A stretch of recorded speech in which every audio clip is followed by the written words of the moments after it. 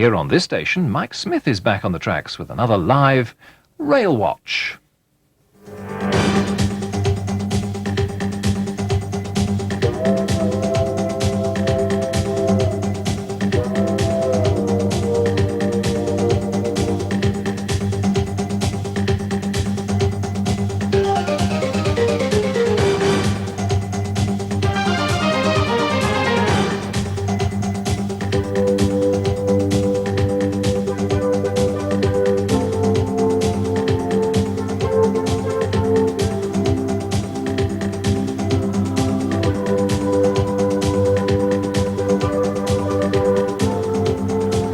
Every day this week, Railwatch is watching how a railway works, looking over the shoulders of the people who run the East Coast Main Line on British Rail's eastern region and going behind the scenes where us, the travelling public, normally never have an opportunity to look. A good afternoon to you. We're live again from York. British Rail in the headlines today. The steamer's story continues. People asking for patrols and panic buttons on board trains now. On the lighter side of British Rail life, a rather astute driver yesterday did some good PR work. Apparently a passenger had been in the toilet when he should have been getting off at the station, missed his station, and a few minutes later they reversed the train back into the station and let him off, with no inconvenience, of course, to other passengers. And there was the story also, I don't know whether you caught that, of Lewis in Sussex yesterday. A meteorite landed, for the first time in 20 years in Britain, a meteorite landed on Earth, and it managed to hit a British Rail platform. Didn't injure anybody, and apparently didn't delay any trains either. Amongst British Rail's many customers today, Prince Charles. He arrived by the Royal train at 10 o'clock this morning at Todmorden in the Pennines on his way to visit business in the community projects in Calderdale. The Prince is president of the organisation, and this afternoon he's making other visits in Bradford. Today on Railwatch, we are following the progress of one particular train, our train. It's called BBC TV Railwatch. There's its serial number for the train spotters. It's 43108. We saw it yesterday on an ordinary scheduled journey down line from King's Cross in London to Leeds. And that's one of the strange things that we discover about railways, because it doesn't matter geographically what direction you're travelling in, or even which way across the map page your journey goes. If you're going to London, you're going up in the railway world, and if you're not, you're going down.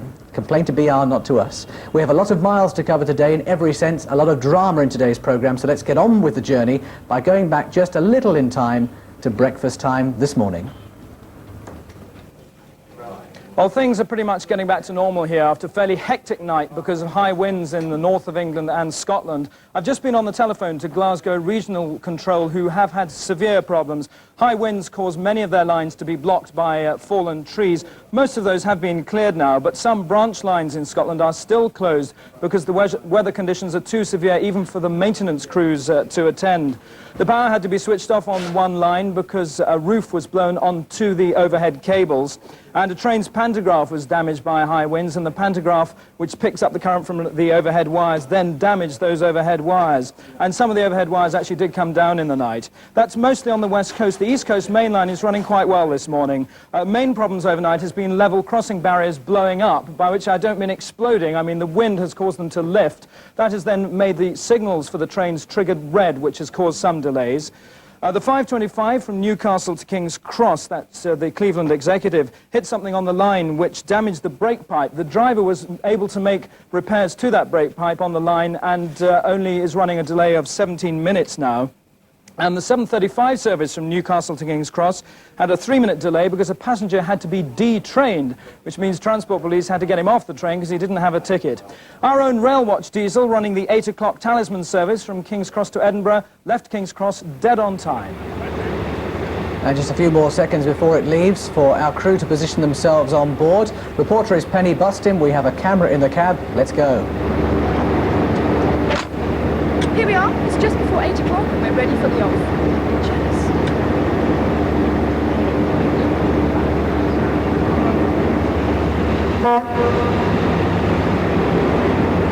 Signal is green.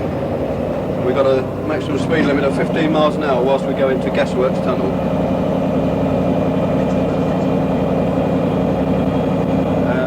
John Swaby, the driver there, of course, we're following him through this week, and we'll come back to the train journey later on. We've got a helicopter up there to follow it as well, so it's going to be good stuff this afternoon. Today, of course, is St. Valentine's Day. If you're one of the millions of people who this morning got a Valentine's card from somewhere else in the country, chances are that some of its journey, at least, was on a train last night. Our man on the night shift at Railwatch is Malcolm McCaig. Now, we don't know if his wife even got a Valentine card today, or if she did get one, whether it came from Malcolm. But we did see him posting one, honestly, we did. Late as usual, but into the world's fastest postbox, furthermore. This loving message I have sent is on its way by mail. The words inside sincerely meant, I love you, British Rail.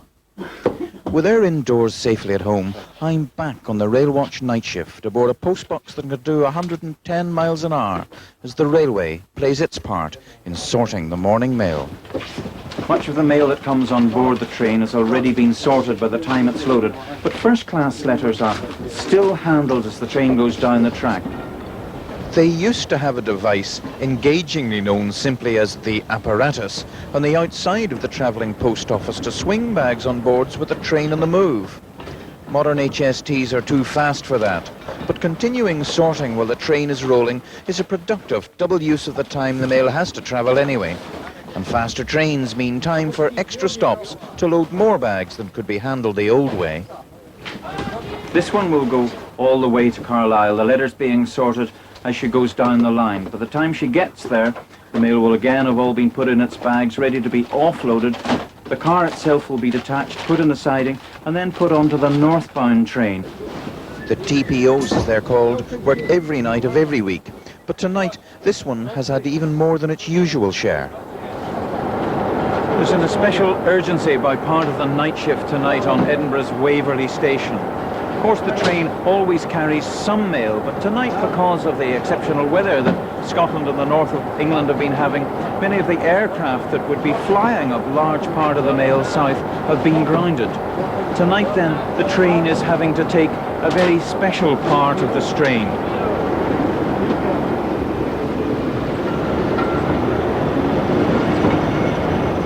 And what a stormy night it was as well. If you're following Railwatch through this week, good idea to have a map book handy, because we are just whizzing you up and down the east coast of Britain quicker than British Rail can ever hope to do, and you can just check out the locations as you go through the programme. We'll shortly be joining Paul Coyer at Doncaster Signalling Centre. That's from where we'll follow this morning's Talisman, our train, on its journey north. Now, that signalling centre at Doncaster is a highly complex installation. It uses sophisticated modern electronic techniques. Signalling is, after all, crucial to running a safe railway. But it was different at the beginning of the railway age 150 years ago. Rob Curling has been to the National Railway Museum here in York to find out more. When the world's first railway, the Stockton and Darlington, opened in 1825, a man on horseback rode ahead of the train carrying a red flag. Right from the beginning, railways were safety conscious. For a time, it was thought that the railways could be run like an open road. In other words, as long as the driver kept a good lookout, then no other precautions were necessary. But as speeds increased, and with only a very primitive form of braking system, it quickly became clear that something else was needed. At first, ex-servicemen were recruited to stand by the line, giving hand signals to the driver, telling him how long it was since the preceding train had passed. And believe it or not, they were called policemen. The idea was that if the first train had gone through less than 5 minutes before, then the second driver would receive the danger sign. Less than 10 minutes and he'd get a caution, and after 15 minutes he'd get the all clear. But that meant that the all clear could be given even if the first train had broken down just around the corner. So after a few rather serious mishaps, this time interval of signalling had to be replaced by something better. The new system was the space interval, or block system, whereby the signals were held at danger until the preceding train had travelled a known distance ahead of the second, and that's the system in use today. By that time, hand signals had been replaced by semaphore arms mounted on posts controlled by wires and levers from a cabin, and the job of the signalman was created. Another refinement introduced, again after the experience of some serious mishaps, was a system of interlocking the operation of points and signals to make sure that they couldn't be set in conflict. Here's a simple demonstration, a set of points and signals controlling a turnout from a main line. Now, with both sets of signals set at danger, I can switch the points from the main line to the branch. But before I can release the branch line signal, I have to lock the points in place. Now I can't operate the main line signal, but I can release the branch line. Now, once that is set at clear, I can't unlock the points until both signals are reset at danger. Now, modern electronic signal boxes still use this same fail-safe system, although many more safety refinements have been added. Thank you, Rob. That's the theory of it all. We're going to put that into practice now and rejoin our train shortly. I just want to point something out to you here. We have a camera crew on board the train in the cab, but we're obviously not talking to the driver. That would be very dangerous to distract him from his work. We do have on board the train a technical riding inspector who goes with every train. This one's called John Harradine. Where is our train now? Henny Bustin. Here we are. We're just emerging from the Stoke Tunnel and entering the Doncaster signalling area. Well, we've just picked up the Railwatch train. There it is, 1S16. It's just gone through the Stoke Tunnel there. With me is Paul Irving, who's the signal box supervisor. We've got the train now. You've got to look after it for roughly how long? We'll look after it for about 45-50 minutes, Paul, until it passes off our patch north of Doncaster. Well, perhaps we better first of all explain this code 1S16. Why is it called the 1S16? Well, it's a 4-digit identification number, which the first digit 1 is a Class 1 express passenger train. S indicates it's an interregional train terminating in the Scottish region, and the last 2 digits identify that particular service. Right, so you don't refer to it by a time of leaving King's Cross or by the engine number or anything like that. From now on until it leaves you, it's known as 1S16. That's right, and if we refer to that train in any of our communications, everyone knows which train we're talking about. OK. Well, Nick is setting routes there as we speak. We can just glance over his shoulder. Explain to me how we know where the train is at any one time, apart from the digits appearing in the train describer there. Well, the train appears on the railway by the red lights. They can see the red lights moving along. They're actually either side of 1S16's identifying number, and as the train moves along, the red lights move along and the identifying number moves along. You can hear the AWS warning going. John is reacting to that and cancelling that out. If he failed to do that, of course the brakes would apply automatically. They're probably turning him in. There must be more than one. Yeah, might be turning him in, unless he's getting checked off as one. Three signals back. Yes, we've still got a red ahead. Ah, he's that thing again from Liverpool. What's that approaching us? Looks like a locomotive haul train. Yes, Liverpool to Norwich, I think. Yes, it's quite possibly the Liverpool to Norwich, yeah. We seem to be almost still, yet we're doing, what, 40 miles an hour? Yes, that's quite true. The appreciation of speed when you come down to, what, 30 now, from 125 or 115, it's quite remarkable. And this is a danger area for drivers when they're approaching red signals and station stops. So the importance of a good working speedo is important. Got a yellow signal now and the train ahead is moving slowly. John's increasing speed. Could this make us late into York? We were running about 1 minute late when we come past Stoke. Although we've got some recovery time, it's difficult to say at this stage. We're trying to do our best. No problems so far. Are we running to time? 2 minutes late at Stoke. So what would cause that, do you think? Probably a temporary speed restriction on the Peterborough area, but what happens, the timetable's constructed so that there's extra time approaching Doncaster, and you should be able to pick that time up quite easily. Can I just pick up one of these things here? I notice we've got a lot of these little red blocks here. They're almost like kiddies' building bricks. What do you use these for? The reminder appliances, they go back to the early days of railways when signalman had to make sure he didn't move a set of points or change a signal. And in order to do that, he would place that over the control for the point or the signal. And these are the modern day versions of them. Lever collars, they used to be called. There is a different form here. Sorry, Nick, can I... Oh, Nick's away on the phone again. Good grief, it's all go here. Let's have a look at this thing here now. What is this? This is for the actual button on the panel which controls the signal, and if you put that over any button on the panel, you cannot actually press the button. It stops you doing it. So this goes over the famous perspex switch? That's right. Right. OK. So he's back on the phone again. 1S16, where is it now? 1S16 is just approaching Grantham. Is due through Grantham at 9 minutes, so we're still 2 minutes late. There is, in fact, an 80 miles an hour temporary speed restriction on just south of Grantham, so that'll have lost him perhaps another 3/4 of a minute or so. What's that, black and white? That's the black and white signal. Banner repeater. Told you the signal's clear around the corner. There you go, 2 yellows. We've got a 2 Green yellow. now. Change to green. Yeah, no, winding it up. Yeah. It doesn't increase in speed now. Here's a 91. Sorry, John. The Class 91 is just going past now. You'll see it's in a push-pull mode with the Class 91 on the rear.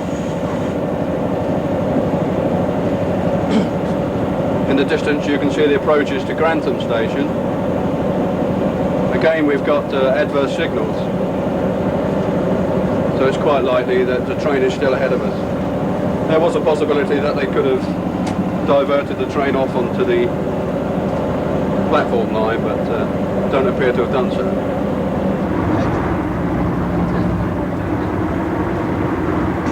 Let's just try and explain a little bit of what happens as 1S16 jumps from one window to another. What sort of lights will change here in terms of the signals that the driver will see on the track? Well, the signals that the driver sees, they're already in the proceed position for him. But when the train passes the signal, that signal actually goes to danger to protect that train. And the signals behind the train, immediately behind is red, and then 1 yellow, 2 yellows, and green as you get further behind the train. So you don't have red, amber, green then? You have red, 2 yellows, 2 yellows, 1 yellow. 1 yellow, and then the red. Right. So as soon as the train's gone through, the lights go to red, so nothing can come up immediately Right. at its You back. can see that happening now. Train's just past 23 signal, Barrowby Road at Grantham. 23 signal has gone to danger on the panel. Right. So And- on the track, the driver coming at the back will see a red light. If there was another train there, Yeah. yes. Right. You see, if you look at the situation here, 1D33, the Yorkshire Pullman, just past number 35 signal at Barkston South. So that signal is at red. Number 33 is at 1 yellow. Number 29 is at 2 yellows. And number 27, which 1S16 drivers are looking at, is a green. Right. And these trains are more or less moving at the same speed, so they should maintain that sort of spaced interval between them. John's increasing the speed at the moment up to the maximum line speed of 125. Seem to be running under the clear signals, passing a parcels train on the right, all by Class 47 locomotive.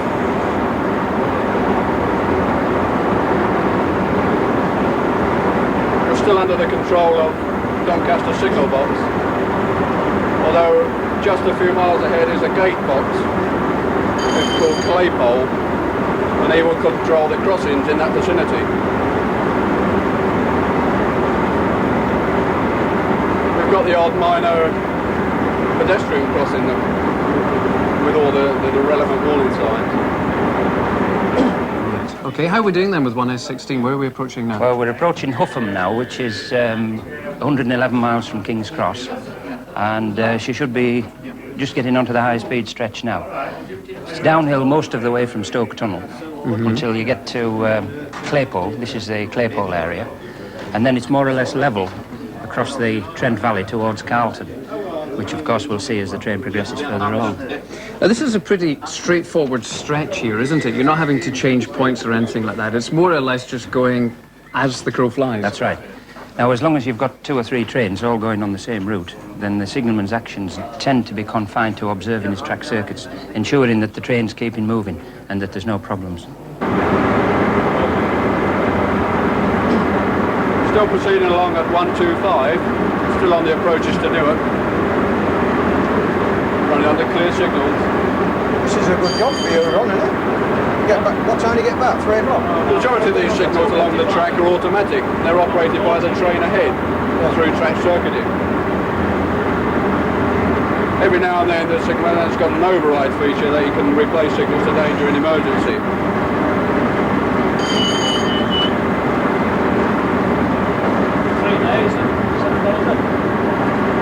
As you can see, we're passing over various crossings. Once again, we've got another gate box here, Barnby Lane. You can remotely monitor some of these crossings through closed-circuit television, as well as the one he's actually at.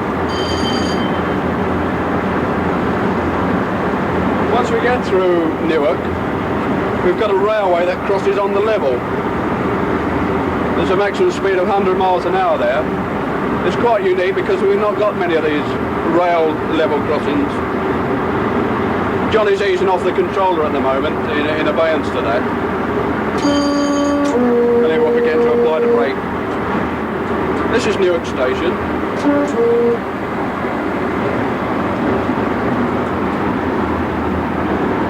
And we're passing through here at, what, 110 just miles an hour? Yeah. Coming down to 100 miles an hour for this rail level crossing. And then we'll pass over the River Trent via a girder bridge. I noticed that they're all multicoloured. It almost looks like a tube map of London here. What's the significance of the colours? Well, it's the track circuits, which are the electrical circuits which were referred to yesterday. Down lines generally are coloured brown and green, and up lines blue and yellow. Mm-hmm. And it merely identifies upline from down, although we know which they are anyway. It's the technical department who design the equipment that determine these principles. But they seem to change colour every couple of inches on the same line. Yes, because that's the boundary between one track circuit and another.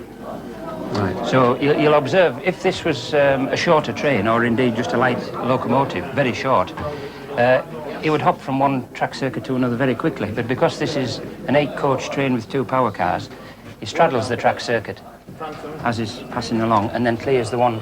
How do you notice an 8-coach train?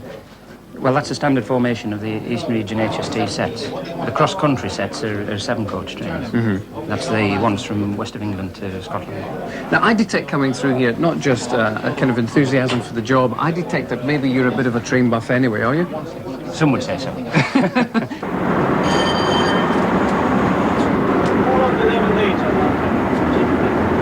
Back with 11 o'clock.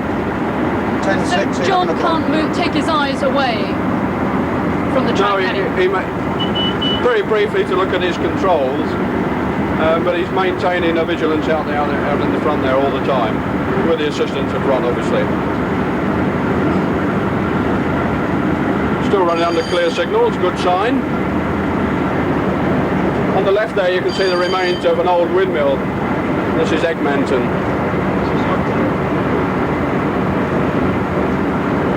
Because of the curvature of the line again, we've got this 115 mile an hour speed restriction. There'll be a line pass over the head shortly. There's a colliery line goes and to a power station to High Marham on the right, and that is in the region of Tuxford now. Because of the curvature of track at this point, on the line side we've got fixed warning systems. Should anybody be working on the track, an alarm will be sounding when a train approaches, so they got an extra warning because of high-speed trains.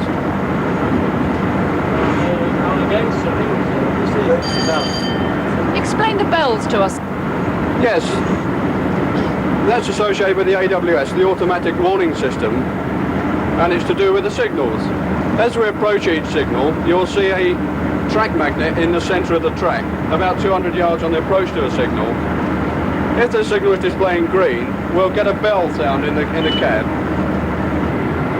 Well, we're just on the approaches to Retford Station. The old Great Central line is now passing underneath. At one time used to be on the level, as we had at Newark, but because of the advent of high-speed trains, they decided to go underneath. We've had a 115 mile an hour speed restriction. We can now increase to 125. 9:26, should be through Retford by 9:27. It's 10.5 minutes run, should be in Doncaster about 9:38. It's due in at 9:39, so we're going to be a minute earlier with the middle look. So that's down to the what we were talking about earlier, the recovery times, the rules of the route. He's got 4.5 minutes more than his normal running time between Retford and Doncaster, allowed in the timetable. And that's to cater for our 80 miles an hour temporary speed restriction just south of Grantham and the possibly the other slack on the Peterborough patch. So if you'll excuse the pun, there is a buffer as such built into the system, yeah. Now, he's just come through, what was that, Grove Road crossing. Now, it doesn't have CCTV, which I know stands for closed-circuit television, printed up there. How do you know that that crossing was safe for the train to come through? Well, we didn't actually operate the crossing. There's still a gate box at Grove Road, which is an old type signal box, and his sole responsibility is dealing with the level crossing aspect. We let the trains proceed as long as they're safe to proceed under the signalling regulations. He lowers his barriers and clears our signals for us at the appropriate time in order that the train doesn't get delayed. If there were a problem, how would he let you know? He would give us a ring on the phone. Right. And then we would take whatever action was required. Oh, we're pelting along here. We've almost come level with where we had to stop before and go back to the beginning. That's it, yeah. Well, we're now approaching, it's Botany Bay level crossing. Curious name. One of our CCTVs. It's supervised by Ranskill. Now, Ranskill Gatebox, which is 12 miles south of Doncaster, is just dealing with the Yorkshire Pullman. Right. That's just passed, and is now in the process of clearing the signals for 1S16. You'll already observe that 165 signal is now in the green position there. Yeah. Because Torworth level crossing, he's got his barriers down there. He's now kept his own barriers down by the looks of things, and he's cleared 169. Yeah, we're still proceeding along. We're just about attaining our maximum speed of 125. This is Ranskill. We've got 2 loops either side for recessing any freight trains that may get in the way of HSTs. Once again, one of the old mechanical blocks has been utilised as a gate box on the right.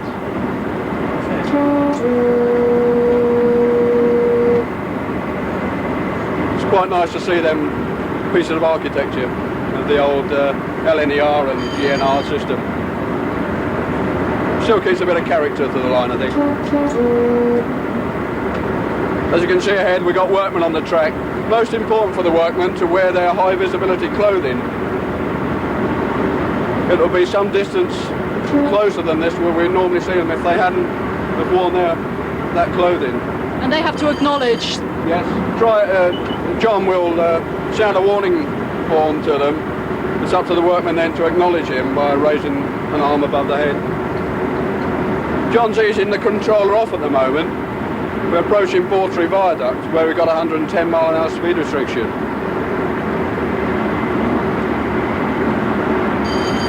We're still running under clear signals.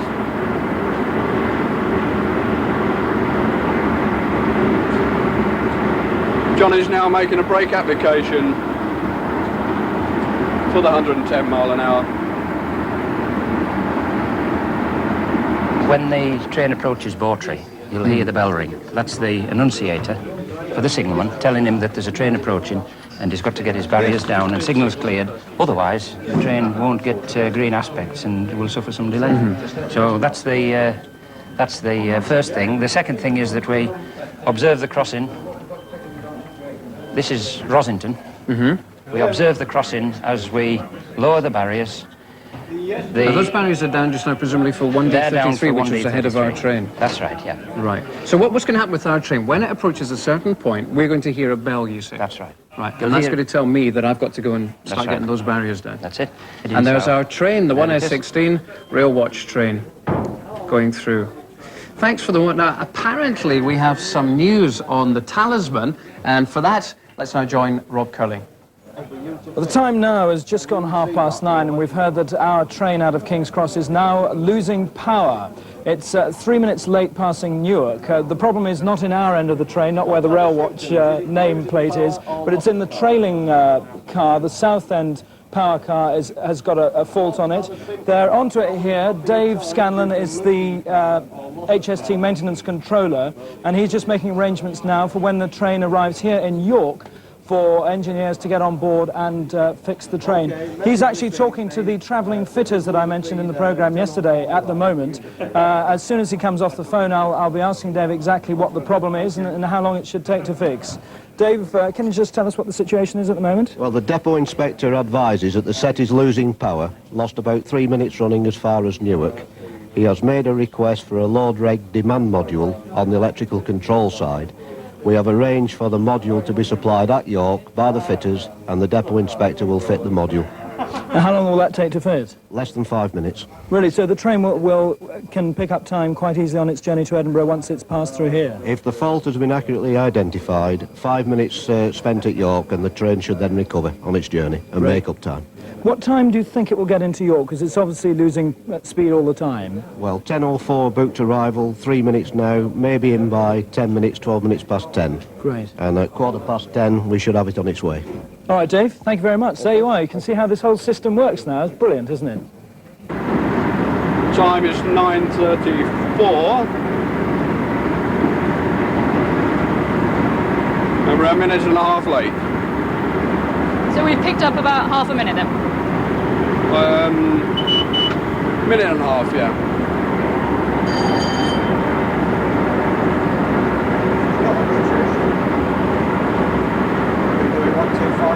You can see a vast array of track appear shortly through this girder bridge. Got the line coming from Gainsborough and Lincoln on the right, going overhead now. You'll see a loco maintenance depot on the right, various yards containing the merry-go-round traffic that are associated with this area of the coalfields. The signals are now checking us down for Doncaster. The horn is sounding from the AWS. John has cancelled it out, and he's braking in accordance with the signals. The next arrival at platform 4 will be the 9:40 Intercity 125 service, the Talisman to Edinburgh, calling at York, Darlington, Newcastle and Edinburgh.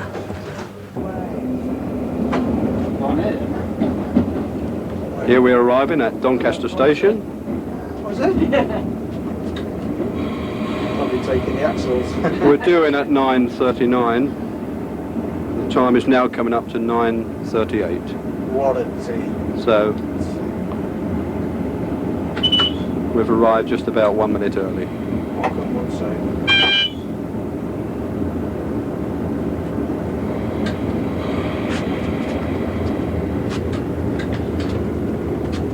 There we are, almost at the stand. John is in, he's bringing it nicely to a stop with no jolting of the train. Hopefully not to spill their soup and tea.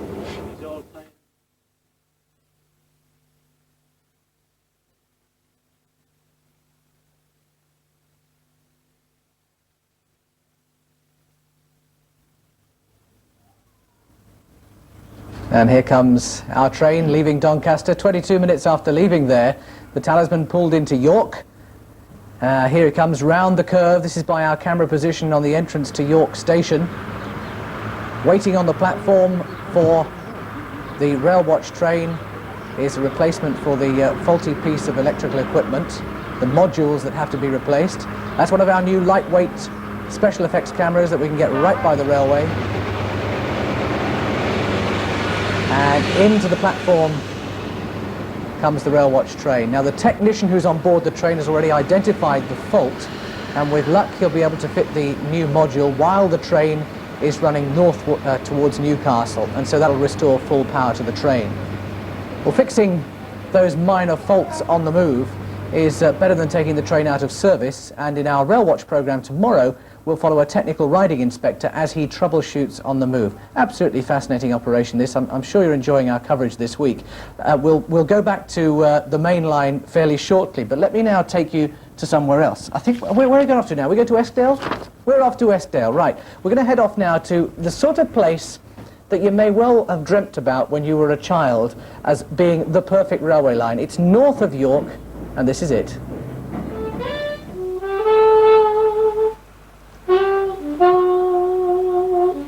Glaisdale is the kind of place that seems to belong to another era, when the pace of life was a little more relaxed, when entertainment was homespun.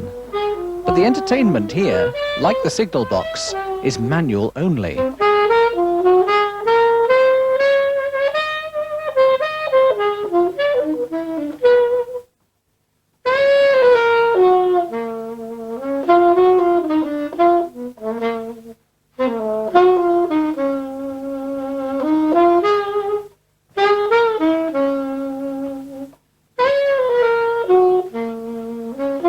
I started off in the London jazz clubs, where I worked with some of the name bands, Macanella, Freddie Randall and Joe Loss.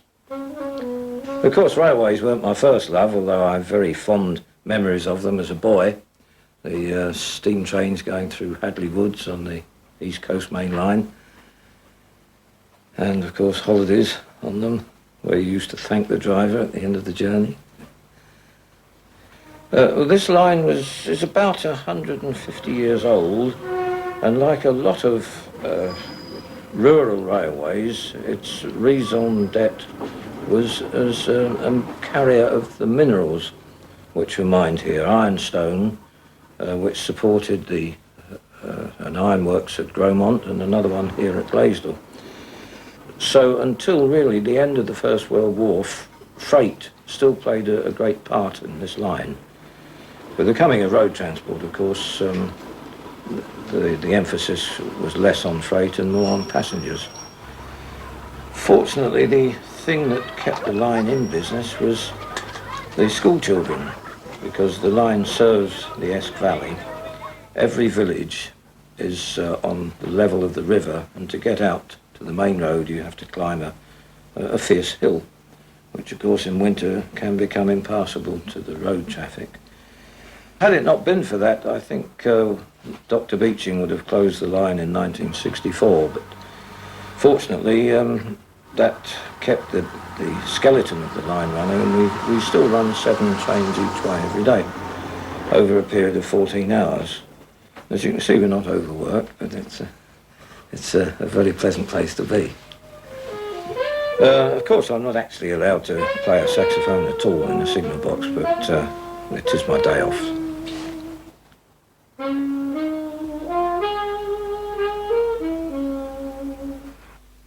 Further down the line, through the North York Moors, lies Battersby Junction. The sign is promising enough, but the look of the station building suggests the welcome may have worn a bit thin. However, the sight of Battersby early in the morning confirms that a lack of trains doesn't make it any less a pleasant place to work. Steam locomotives used to pass through here, carrying ironstone, coal and farm supplies, as well as many more people than are seen now. That water tank on the platform hasn't seen a steam engine in decades, but at least the goldfish are happy it's still there. The route running between Middlesbrough and Whitby provides a lifeline for the remoter communities in this area. It's only single track, so to avoid confusion, the drivers need a special token before they're allowed to proceed. Lever-framed boxes are a rarity on British Rail these days, the vast majority being power-operated, but a few still exist like these on branch lines.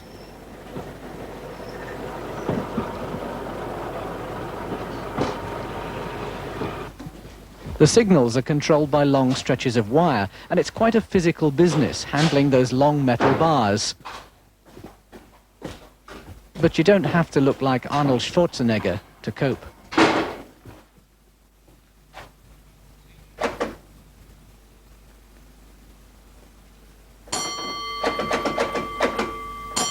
A set sequence of signals between Battersby and the next box down the line confirms that trains have arrived and that a section of track is now clear to accept a further train.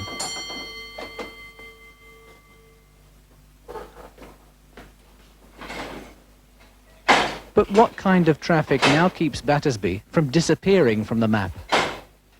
We get quite a lot of, well, certainly a lot of tourists going to Whitby, quite a lot of ramblers. It drops off quite a bit in the winter time.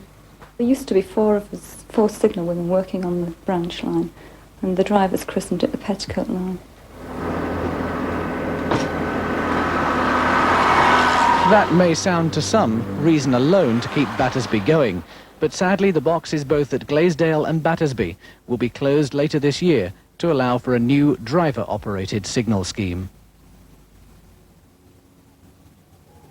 Beautiful. Well, back on the main line, just as everything here at York seemed to be running well, we got trouble with a big T. We had reports of a train on fire. It wasn't quite as bad as that. The 852 from Edinburgh to King's Cross limped into York with power car problems. Penny Bustin was on the platform to meet it.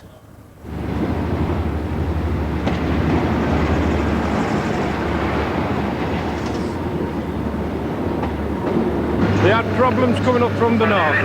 The reported flames coming from the power car, but that was on account of braking for a permanent way speed restriction.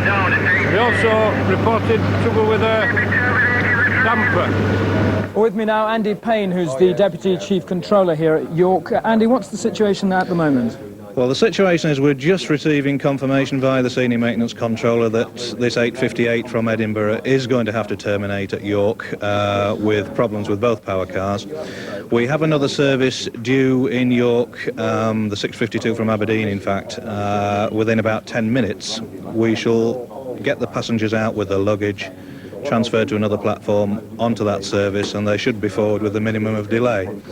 And the other things that are being looked at is, can we get a replacement HST set from the Leeds Neville Hill depot into traffic, and to get the failed set across there for attention as soon as possible. All right, Andy, thank you very much. British Rail reacting very quickly there. Your attention, ladies and gentlemen. We do apologise to you. Due to mechanical failure, this train will terminate here at York. Would passengers please all change and make your way across the footbridge to platform 9B, where there will be another train to take you on to London. We apologise for the inconvenience that this causes you and regret the delay. Would passengers please all change from this train? It became clear that there was no hope of fixing the failed leading power car on the spot. At lunchtime, the empty train limped out of York and it headed for Leeds and the Neville Hill Maintenance Depot. A replacement power car will be fitted there, and the empty train will finally go to King's Cross, where it will pick up passengers for a scheduled run to Glasgow this evening. Until then, London is one train short, and the train sets they do have will make earlier departures until the repaired train gets to them. Interestingly enough, the crew of the broken train, who left King's Cross at 6 this morning, only took over this train at Newcastle before it broke down at York, and they've now joined the transferred passengers on that train, which actually came from Aberdeen, riding to London. Confused? We were, but Rob Curling isn't. He's in control now. Rob. Thank you, Mike. Yes, we've just heard here that we've got a points problem at Colton Junction, which is causing a few delays. We understand there's even more of a serious problem down at Doncaster, which is where we joined Paul Coyer. Yes, thanks, Rob. A few apologies being broadcast here in the trains. We've had a major incident, which means that all traffic through Doncaster station has come to a standstill. Roger Irving, who was guiding me through the journey of our train earlier, has had to go down onto the track. You'll see him there with his safety vest on there. And apparently we're having to move the signals and the points now by hand. With me is Roger Hibbard, the area operations manager. Roger, what exactly has happened? Well, Paul, we've had an electrical fault, which has effectively lit the track circuits up throughout the Doncaster station area, and it's prevented us from moving the points and the signals on the panel that we've got over there. So how long do you think it's going to take to remedy this? Well, we've actually got the signal and telegraph technicians working on the fault now. It could be repaired any minute now.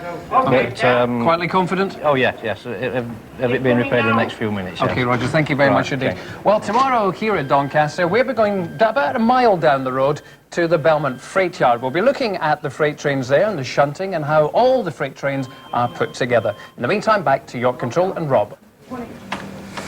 Right, well, thank you very much, Paul.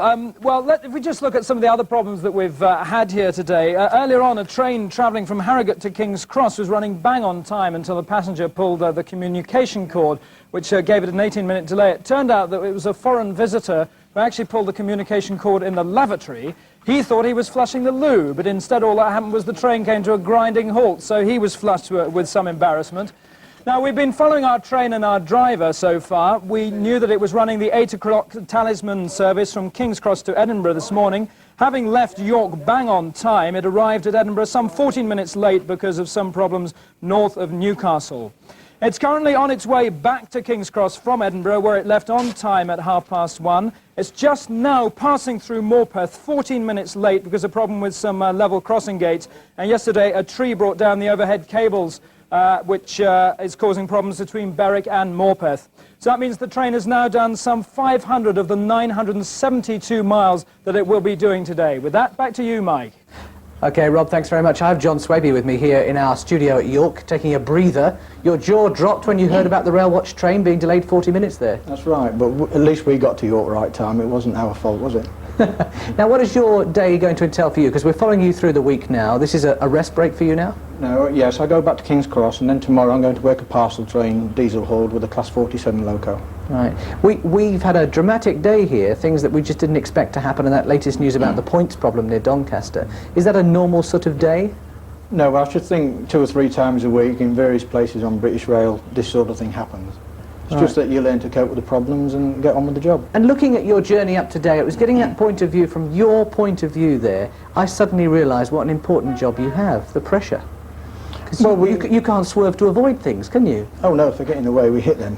But fortunately, not very often that happens. Yeah. Well, thank you so much for your time this week.